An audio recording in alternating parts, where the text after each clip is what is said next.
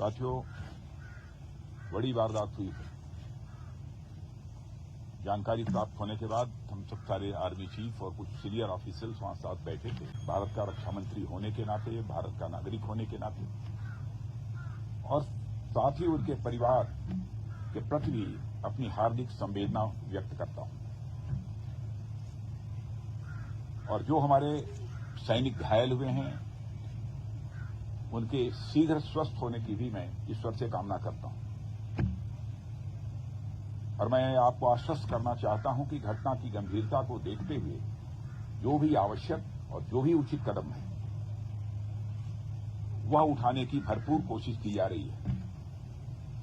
हमारे लिए हर सैनिक बेहद महत्वपूर्ण है और हमारा एक सैनिक, मैं मानता हूं, वह हमारे परिवार के सदस्य के समान है। यह हम सब के अंदर यह भावना रहती है, सारे देशवासियों के अंदर यह भावना रहती है। और आपके ऊपर कोई नजर डाले तो सचमुच यह हम सबको कतई बर्दाश्त नहीं है। मैं आपको यह विश्वास दिलाना चाहता हूं। इस प्रकार की घटनाओं को रोकने में सिक्योरिटी और इंटेलिजेंस एजेंसी दोनों ही महत्वपूर्ण भूमिका निभाते हैं और लगातार उनके द्वारा भी यह प्रयत्न जारी है, यह उनकी यह भूमिका और भविष्य में ज्यादा इफेक्टिव हो।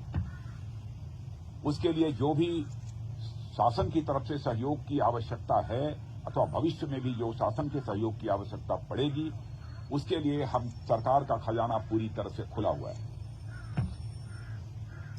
लेकिन मैं यह भी मानता हूं कि इस प्रकार की घटनाओं को टेकन फॉर ग्रांटेड नहीं लिया जा सकता है। हमें और सजग रहने की आवश्यकता है। मैं जानता हूं आप सब सजग रहते हैं, लेकिन मैं मानता हूं कि और अधिक सजग रहने की आवश्यकता है। और जिस तरीके से आप सब काम कर रहे हैं, उसके प्रति मैं ये कहना चाहूंगा, सभी के प्रति हम सबका एक कृतज्ञता का भाव है। और साथ ही जिस शौर्य और पराक्रम का आप परिचय देते हैं, उसके कारण हम सबको एक गौरव की भी अनुभूति आप सबके कारण होती है। और मातृभूमि की सेवा में जो भी आपका बलिदान है, जो भी आपके एफर्ट्स हैं, जो आपकी कोशिश है, उसकी किसी भी सूरत में किसी भी चीज से तुलना नहीं की जा सकती। मैं उसे कहना चाहूंगा कि वह अपने में अनपैरेलल है और इसकी कोई कीमत भी नहीं चुकाई जा सकती। कोई हमारा सैनिक शहीद हो जाता है, भले ही कुछ कंपनसेशन दे दें, लेकिन वह कंपनसेशन के द्वारा उसको कंपनसेट नहीं किया जाता। वह क्षति जो होती है कभी पूरी नहीं की जा सकती। मैं आपको विश्वास दिलाना चाहता हूं कि सरकार का जहां तक प्रश्न है, सरकार आप लोगों के साथ खड़ी है और हम आपके वेलफेयर को, आपके कल्याण को, आपकी सुविधा को बराबर हम लोग टॉप प्रायोरिटी पर रखते हैं। जो कुछ भी जानकारी हम लोगों की दी जाती है, उस आधार पर हम कदम उठाने की कोशिश करते हैं। आप सबका अनुशासन, आप सबका समर्पण और अपने कर्तव्य के प्रति जो आपकी प्रतिबद्धता है, उसके हम सभी लोग कायल हैं। यह भी मैं आपको जानकारी देना चाहता हूं। और साथियों, मैं आपको बतलाना चाहता हूं कि भारतीय सेना सारी दुनिया में कोई साधारण सेना के रूप में नहीं मानी जाती।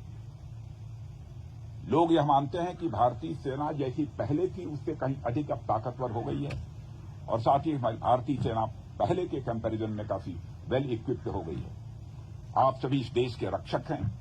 देश की रक्षा के साथ साथ मैं आप लोगों से विशेष आग्रह करना चाहता हूं, देश की रक्षा की जिम्मेदारी आप लोगों के ऊपर है, लेकिन इस देश की रक्षा के साथ साथ अपने देशवासियों का दिल जीतना, यह भी आपके लिए बहुत बड़ी जिम्मेदारी आपके कंधों के ऊपर है।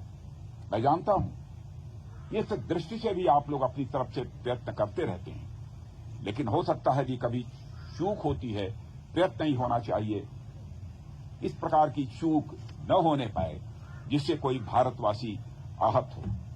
जिस देश की आप सेवा कर रहे हैं, उस देश के लोगों के साथ भी सक्रिय रूप से जुड़े रहें, उनका विश्वास आप प्राप्त करें, समझ को बढ़ावा दें और उसमें आप महत्वपूर्ण भूमिका आप निभा सकते हैं और आप निभाते भी हैं, लेकिन उसे और अधिक गंभीरतापूर्वक निभाने की आवश्यकता है। मैं यह मानता हूं समय समय पर उनके बीच जाकर देशवासियों के साथ उनका कुशल क्षेम पूछना, कोई कठिनाई हो तो उसके बारे में भी जानकारी हासिल करना, जहां पर उसकी जानकारी देनी आवश्यक है, जिस भी स्तर पर उसकी जानकारी देना, मैं समझता हूं कि यह सब भी आपकी जिम्मेदारी है। इसलिए मैं मानता हूं कि हमारा उद्देश्य जहां पर कोई जंग जीतना है, आतंकवादियों का सफाया करना है, वहीं पर हमारा उद्देश्य, बड़ा उद्देश्य होना चाहिए कि हमें अपने देशवासियों का दिल जीतना है।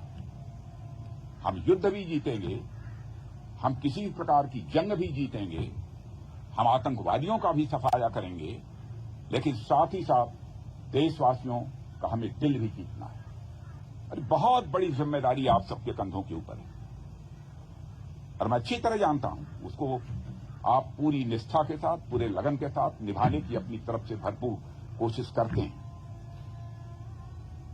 आप साहस, सम्मान और उन मूल्यों के प्रति अटूट प्रतिबद्धता के साथ सेवा करना जारी रखें और मैं पुनः आपको विश्वास दिलाना चाहता हूं, राष्ट्र आपका पूरा कृतज्ञ है।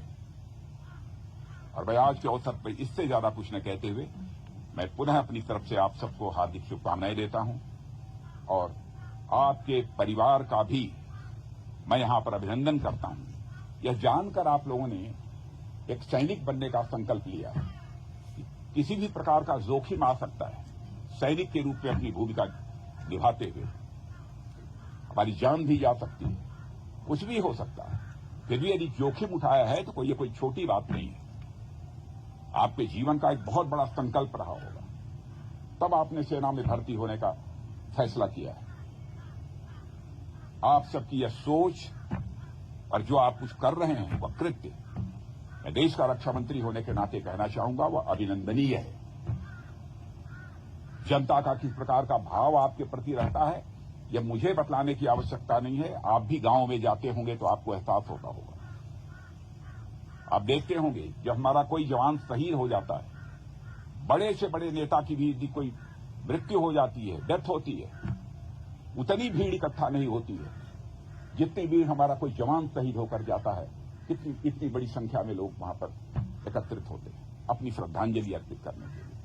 हजारों हजारों, लाखों लाखों लोगों की आंखों में आंसू आते हैं। क्या आप समझते हैं कि जब यहां पर हमारा कोई सैनिक शहीद होता है हम लोग चैन की नींद सोते हैं? हम लोग ही इंसान हैं, क्या गुजरती है हम लोगों के ऊपर हम लोग जानते हैं। लेकिन आपके शौर्य और पराक्रम पर दोस्तों हम लोगों को पूरा विश्वास है। आप आगे बढ़िए। आतंकवाद का सफाया जम्मू कश्मीर से होना चाहिए, इस संकल्प के साथ आप आगे बढ़िए। मैं आपको हार्दिक शुभकामनाएं देता हूं। आप विजय हासिल करेंगे, मुझे पक्का विश्वास है, पक्का विश्वास है। यह मानकर मैं चलता हूं। आप सबको बहुत बहुत शुभकामनाएं। 3 बार भारत माता की जय पुकारेंगे।